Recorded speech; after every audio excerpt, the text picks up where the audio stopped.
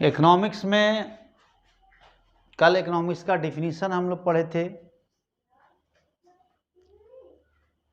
आज डिफिनीशन को ही आगे बढ़ाते हैं। अर्थशास्त्र के डिफिनीशन में कल आया था कि मनुष्य की आवश्यकताएं असीमित होती हैं और उन्हें पूरा करने के साधन सीमित होते हैं। कल इस चीज़ को पढ़े थे। तो हमें यहाँ चुनाव करना पड़ता है। साधन सीमित होते हैं।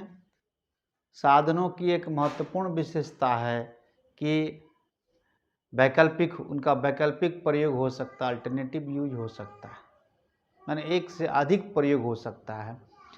अतः हमें अपने आवश्यकताओं का प्राथमिकता क्रम बनाना पड़ता है और यहाँ सिलेक्शन करना पड़ता है, चुनाव करना पड़ता है, निर्णय लेना पड़ता है कि किस आवश्यकता को हम पूरा करें, किसको भविष्य के लिए टाल दें। तो उसी पर एक क्वेश्चन है, अर्थशास्त्र में चयन क्या है,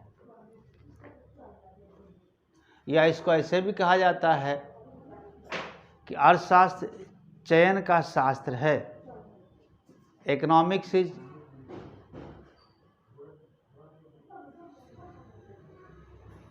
सिलेक्शन। अब देखते हैं, economics is science of selection. चयन, ये छोटा क्वेश्चन है, लघु उत्तरीय प्रश्न है। अर्थशास्त्र में चयन हमारे संसाधनों के लिए होता है कि चूँकि हमारी आवश्यकताएं असीमित हैं और उनको पूरा करने के साधन सीमित हैं, परंतु साधनों की एक महत्वपूर्ण विशेषता है कि उनका एक से अधिक प्रयोग या वैकल्पिक प्रयोग हो सकता है, अर्थात वैकल्पिक प्रयोग हो सकता है। अतः हमें ये चुनाव करना पड़ता है कि अपने सीमित साधनों को किन किन आवश्यकताओं पर खर्च करें और किन किन आवश्यकताओं को अभी टाल दें। तो अर्थशास्त्र में चुनाव बहुत महत्वपूर्ण चीज़ है। हमें निर्णय लेना पड़ता है अपने सीमित साधनों के बंटवारे का, अपने सीमित साधनों का असीमित आवश्यकताओं पर बंटवारे का निर्णय लेना पड़ता है कि तत्काल हम अपने किन आवश्यकताओं को पूरा करें, किन आवश्यकताओं को भविष्य के लिए छोड़ दें, टाल दें। तो अर्थशास्त्र में चयन ही सबसे महत्वपूर्ण चीज़ है। हमारे जो वैकल्पिक साधन हैं उनका हमारे जो सीमित साधन हैं उनका वैकल्पिक प्रयोग ही अर्थशास्त्र का नींव है, फाउंडेशन है। अगर सीमित साधनों का वैकल्पिक प्रयोग नहीं होता तो फिर चुनाव की भी समस्या खड़ी नहीं होती, चयन की भी समस्या खड़ी नहीं होती। यानी एक ही प्रयोग होता, जो प्रयोग होता उसमें आँख मूंद कर हम उस प्रयोग में लाते, या सोचना नहीं पड़ता कि हम किस प्रयोग में लाएं, किसको छोड़ें। तो वैकल्पिक साधनों का वैकल्पिक प्रयोग से ही चुनाव का प्रश्न उठता है और चुनाव के प्रश्न ही अर्थशास्त्र का नींव है, फाउंडेशन है। इसी के आधार पर अर्थशास्त्र खड़ा है। तो अर्थशास्त्र में चयन अब समझ लीजिए। अब एक और क्वेश्चन है इसमें कि चयन, क्या अर्थशास्त्र में चयन और दुर्लभता को एक दूसरे से अलग किया जा सकता है? Separation of selection and scarcity, क्या ये दोनों को एक दूसरे से अलग किया जा सकता है? दुर्लभता का यह मतलब स्कार्सिटी, इसका मतलब सीमितता है, साधनों की सीमितता है। चयन का मतलब हुआ कि उन साधनों को किन किन आवश्यकताओं को पूरा करने में खर्च करें, किन पर अभी नहीं करें। ये चुनाव का डिसीजन लेना। चयन का मतलब साधनों के आवंटन का निर्णय लेना है। तो हमारे पास निर्णय लेने की समस्या तब खड़ी नहीं होती अर्थशास्त्र में, चुनाव की समस्या तब खड़ी नहीं होती जब हमारे साधन असीमित होते, यानी इतना साधन होते कि हम जो चाहें कर लें। तो फिर यहाँ चुनाव की समस्या खड़ी नहीं होती, क्योंकि वहाँ पे हम अपने सारी आवश्यकताओं को आसानी से पूरा करते एट ए टाइम, कोई दिक्कत नहीं होता। भविष्य के लिए कुछ आवश्यकताओं को वर्तमान में सेलेक्ट कर लेना, पूरा करना, कुछ आवश्यकताओं को भविष्य में टाल देना, इसकी ज़रूरत नहीं पड़ती। हम सभी आवश्यकताओं को वर्तमान में ही पूरा कर लेते हैं। लेकिन ऐसा है नहीं, हमारे साधन सीमित हैं और ज़रूरतें, हमारी आवश्यकताएं असीमित हैं। अतः हमें अपनी आवश्यकताओं का प्राथमिकता क्रम बनाना पड़ता है, यानी तेजी का क्रम बनाना पड़ता है कि कौन सी आवश्यकता हमारा अधिक तीव्र है और कौन कम तीव्र है, किसको हम भविष्य के लिए रोक सकते हैं, टाल सकते हैं। तो अर्थशास्त्र में निर्णय लेने के किसी भी स्तर पर चयन और दुर्लभता को अलग नहीं किया जा सकता है। दुर्लभता, चयन और दुर्लभता को हम अलग नहीं कर सकते हैं। ये दोनों एक दूसरे के पर्यायवाची हैं, एक दूसरे पर निर्भर हैं। किसी भी लेवल पर, किसी भी चुनाव के किसी भी स्तर पर दोनों को एक दूसरे से अलग नहीं किया सकता। इसको हम 4 स्तरों पर समझ सकते हैं: उपभोक्ता के स्तर पर, उत्पादक के स्तर पर, राष्ट्रीय स्तर पर, अंतर्राष्ट्रीय स्तर पर। 4 स्तर पर आप देखें, चयन और दुर्लभता का अलगाव। क्या चयन, दुर्लभता को चयन से अलग किया जा सकता है या चयन को दुर्लभता से अलग किया जा सकता है? उपभोक्ता के स्तर पर देखते हैं। उपभोक्ता के स्तर पर एक उपभोक्ता के दृष्टिकोण से देखते हैं, नज़रिए से। एक उपभोक्ता के लिए दुर्लभता का मतलब क्या हुआ? एक उपभोक्ता के लिए दुर्लभता का मतलब वो उसके सीमित आय से है, उसके इनकम से है। और चयन का मतलब ये है कि वो अपने इनकम को अपने विभिन्न ज़रूरतों पर इस प्रकार खर्च करे कि उसे अधिकतम संतुष्टि मिले, मैक्सिमम सेटिस्फेक्शन मिले, यानी उसे उसकी अधिक से अधिक ज़रूरतें, जो तीव्र ज़रूरतें हैं, वे पूरी हो जाएं। तो इन दोनों को एक दूसरे से अलग नहीं किया सकता है, क्योंकि कोई भी उपभोक्ता बिना सोचे समझे, बिना प्राथमिकता क्रम बनाए खर्च नहीं कर सकता है। अपने सीमित आय का विभिन्न ज़रूरतों पर बिना सोचे समझे, बिना प्राथमिकता बनाए किसी भी आवश्यकता को हम कभी पूरा कर लें, ऐसा नहीं हो सकता है। उपभोक्ता तीव्रता क्रम में विभिन्न ज़रूरतों का लिस्ट बनाता है। जो सबसे ज़रूरी तीव्र आवश्यकताएं होती हैं उन्हें पहले पूरा करता है, बाकी को भविष्य के लिए टाल देता है। किसी भी सूरत में उपभोक्ता आंख मूंद कर अपना खर्च कहीं भी नहीं कर सकता है।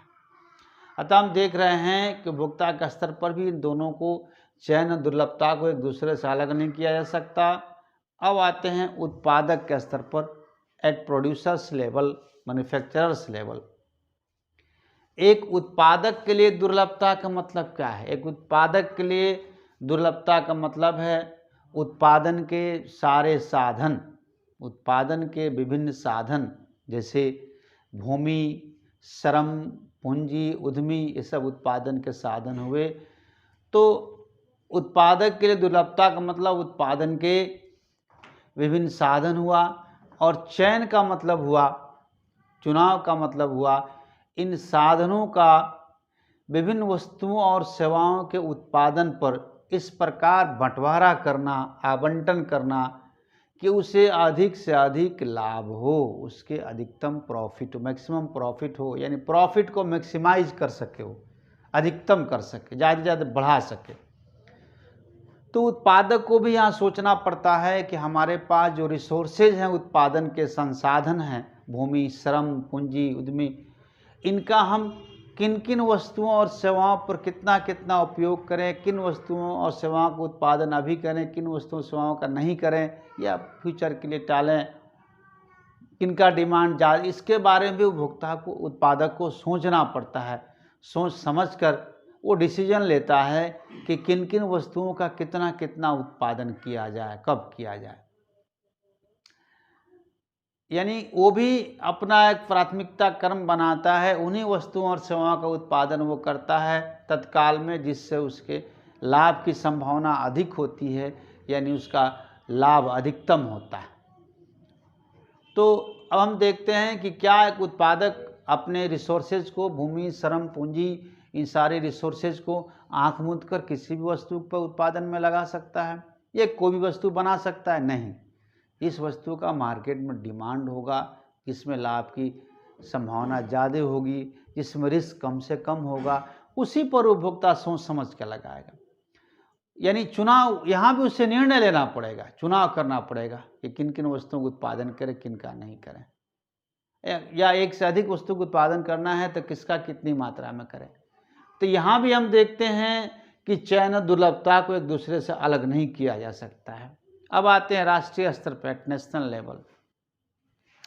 राष्ट्रीय स्तर पर दुर्लभता का मतलब एक देश के, एक राष्ट्र के विभिन्न संसाधन हैं, एक देश के विभिन्न संसाधन, और चयन का मतलब है इन संसाधनों का जन उपयोगी कार्यों पर, पब्लिक यूटिलिटी के वर्क पर, इस यानी देश के विकास पर, देश के इंफ्रास्ट्रक्चर पर, जन उपयोगी कार्यों पर इस प्रकार बंटवारा करना देश के रिसोर्स संसाधनों का कि अधिक से अधिक जन कल्याण हो, यानी लोगों को ज़्यादा से ज़्यादा फ़ायदा पहुँचे, आम जनता को ज़्यादा से ज़्यादा फ़ायदा पहुँचे, उसकी ज़रूरतें ज़्यादा से ज़्यादा पूरी हों, उसे सुविधाएं अधिक से अधिक मिलें।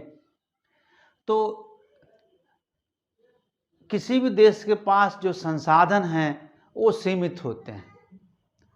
कोई भी देश अपने स्थिति के अनुसार ये निर्णय लेना पड़ता है देश को कि अपने कुल संसाधनों को कहाँ कहाँ खर्च, किन किन जन उपयोगी कार्यों पर खर्च करें, किन पर कम करें, किन पर कम ज़्यादा करें, ये निर्णय लेना पड़ता है।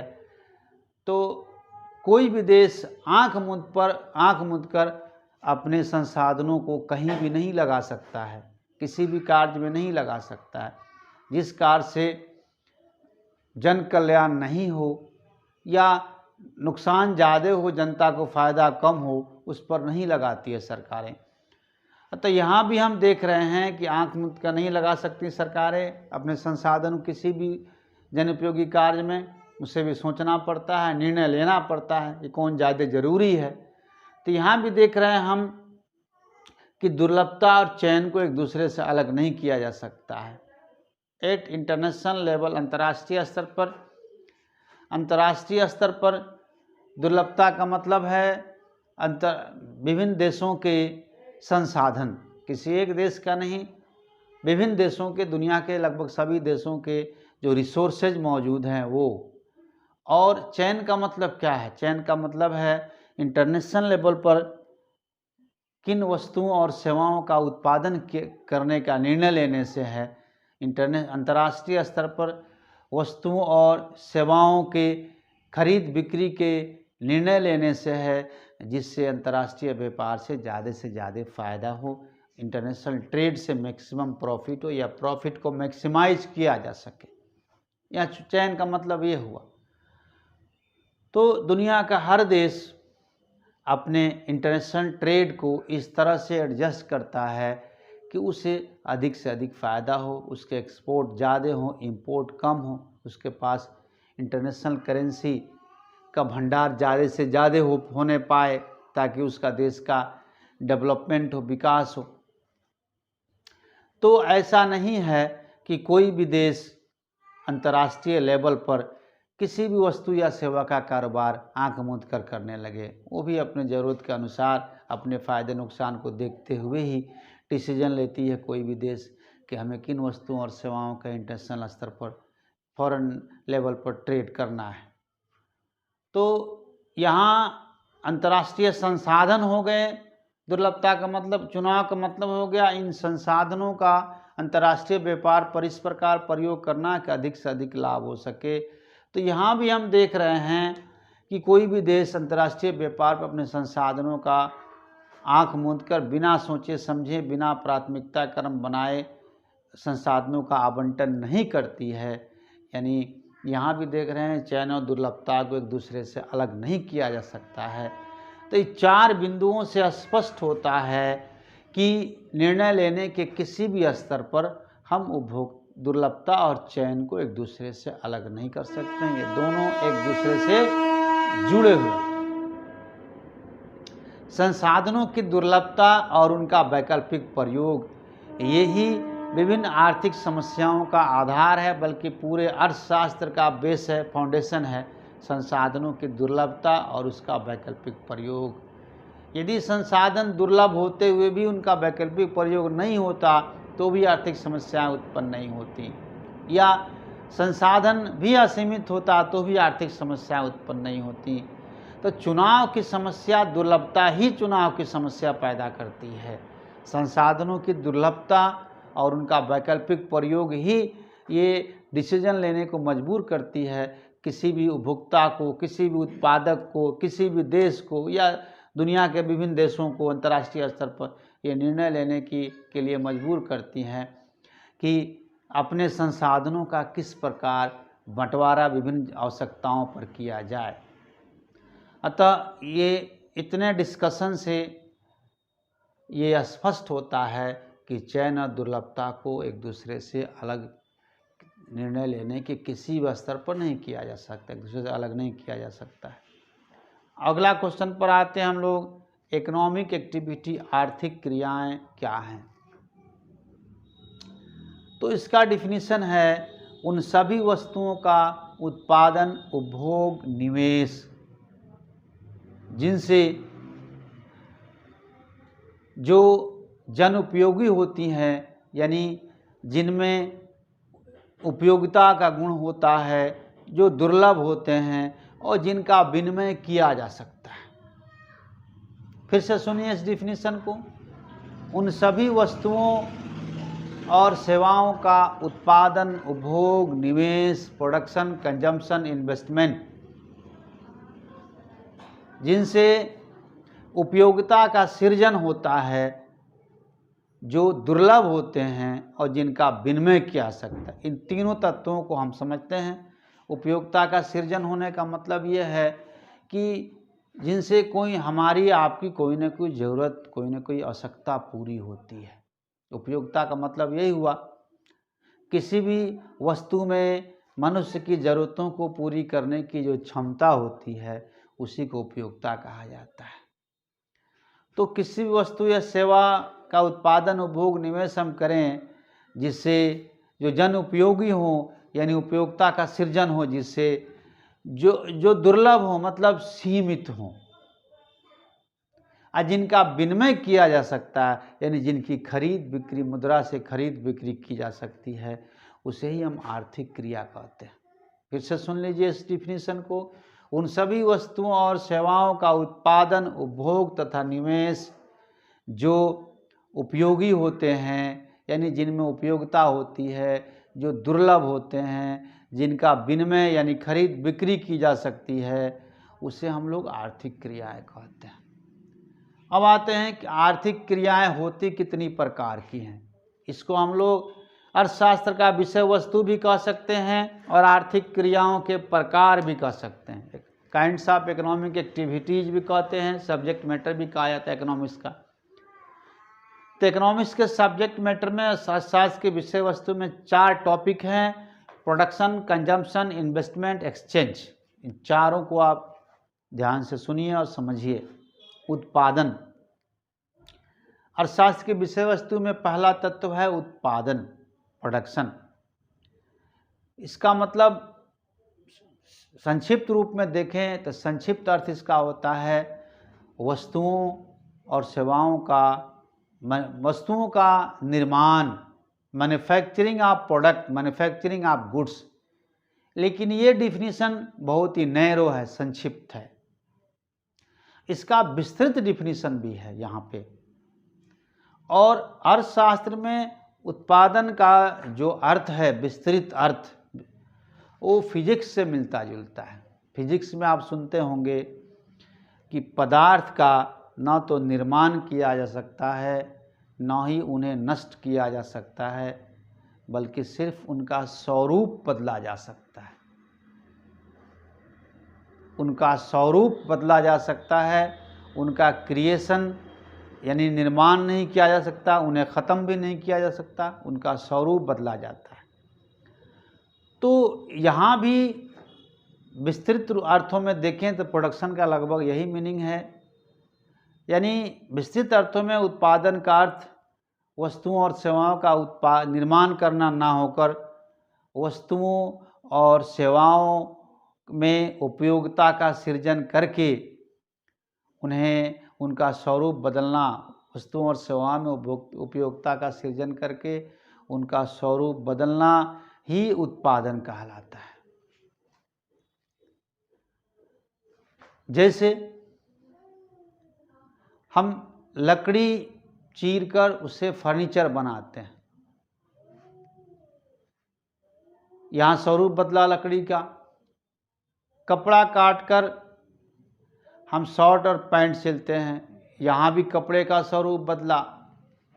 दूध से दही जमाया जाता है, यहाँ भी दूध का स्वरूप बदला। दूध से छेना फाड़ कर मिठाई बनाई जाती हैं, यहाँ भी दूध का स्वरूप बदला। तो जिस तरह से पदार्थ का डिफिनीशन फिजिक्स में है, लगभग वही डिफिनीशन प्रोडक्शन का विस्तृत रूप में देखेंगे तो प्रोडक्शन का डिफिनीशन इकोनॉमिक्स में है कि उत्पादन का मतलब सिर्फ वस्तुओं और सेवाओं का निर्माण करना नहीं, बल्कि उनमें उपयोगिता का सृजन करते हुए वस्तुओं और सेवाओं का स्वरूप बदलकर उसे उपयोगी बनाना उत्पादन कहलाता है। अब दूसरा टॉपिक है सब्जेक्ट मैटर ऑफ इकोनॉमिक्स में कंजम्पशन, उपभोग। ये क्या है, इसको देखिए। लोगों की ज़रूरतों को पूरा करने के लिए वस्तुओं और सेवाओं का उपयोग करना ही उपभोग है। लोगों की विभिन्न ज़रूरतों को पूरा करने के लिए वस्तुओं और सेवाओं का उपयोग करना ही उपभोग है। यानी उपभोग का मतलब उपयोग, यूटिलाइजेशन हुआ। जैसे भूख, मनुष्य अपनी भूख को पूरा करने के लिए भोजन करता है, तन ढकने के लिए कपड़े का इस्तेमाल करता है, स्वास्थ्य सेवाएं लेने के लिए या स्वस्थ होने के लिए डॉक्टर के पास जाता है, कानूनी हक प्राप्त करने के लिए वकील के पास जाता है। तो ये सब हम भोजन का, कपड़े का, स्वास्थ्य सुविधाओं का, इस सब का उपभोग करते हैं। किसी न किसी ज़रूरत को पूरा करने के लिए ही इनका उपयोग करते हैं, यही उपभोग हुआ।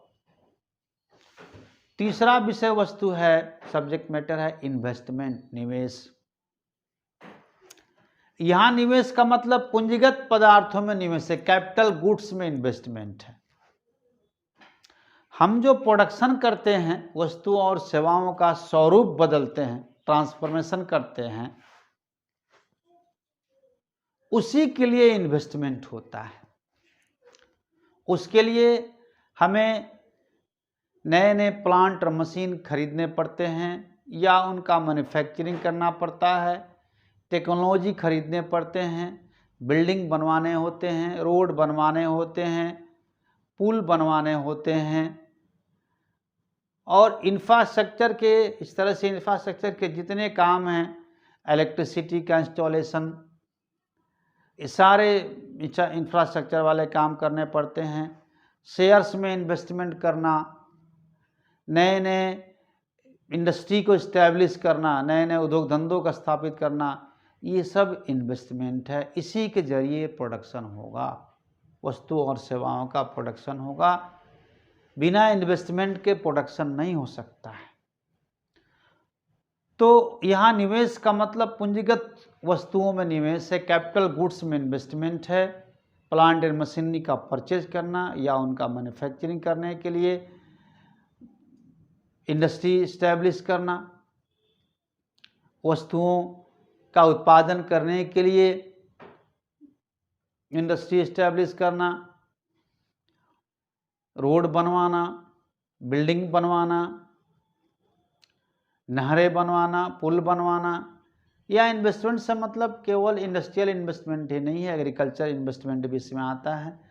यानी इंफ्रास्ट्रक्चर, किसी भी देश का इंफ्रास्ट्रक्चर को हेल्दी बनाने में जो भी इन्वेस्टमेंट करेंगे, सरकार शेयर्स में इन्वेस्ट करे, सरकार एफडीआई करे, विदेशों में जाकर पूंजी लगाती है, ये सब इन्वेस्टमेंट के अंतर्गत आता है, प्रोडक्शन के लिए जरूरी है। अब चौथा टॉपिक आते हैं इकोनॉमिक्स का सब्जेक्ट मैटर में, एक्सचेंज है, विनिमय।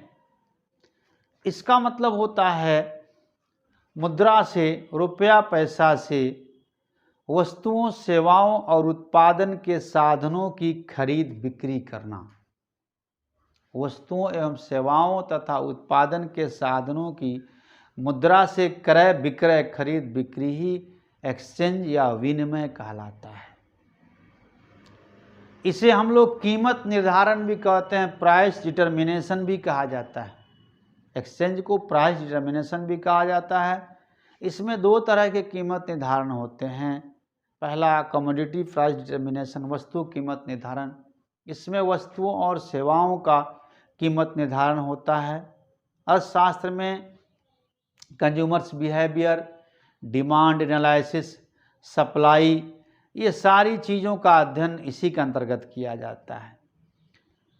दूसरा कीमत उत्पादन के साधनों, फैक्टर्स प्राइस डिटर्मिनेशन, उत्पादन के साधनों कीमत निर्धारण। उत्पादन के साधनों में भूमि, श्रम, पूंजी और उद्यमी आते हैं। भूमि लैंड, श्रम लेबर, पूंजी कैपिटल, उद्यमी एंटरप्रेन्योर। तो इनका कीमत निर्धारण कैसे होता है? जैसे भूमि का कीमत क्या होगा? भूमि की कीमत रेंट हुआ, लगान जिसे हिंदी में कहते हैं हम। श्रम का कीमत क्या होगा? श्रम का कीमत वेज हुआ, लेबर का वेज, मजदूरी। श्रम की कीमत मजदूरी यानी लेबर का कीमत वेज हुआ। पूंजी का कीमत क्या होगा? कैपिटल का प्राइस, इंटरेस्ट होगा, पूंजी पर ब्याज होता है उसका कीमत।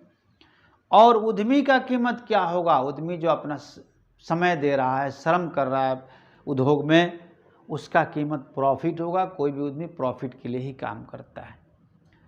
तो एक्सचेंज में, एक्सचेंज वस्तुओं और सेवाओं तथा उत्पादन के साधनों की मुद्रा से खरीद बिक्री को एक्सचेंज कहते हैं। इसे कीमत निर्धारण भी कहा जाता है। इसमें दोनों तरह के निर्धारण होते हैं।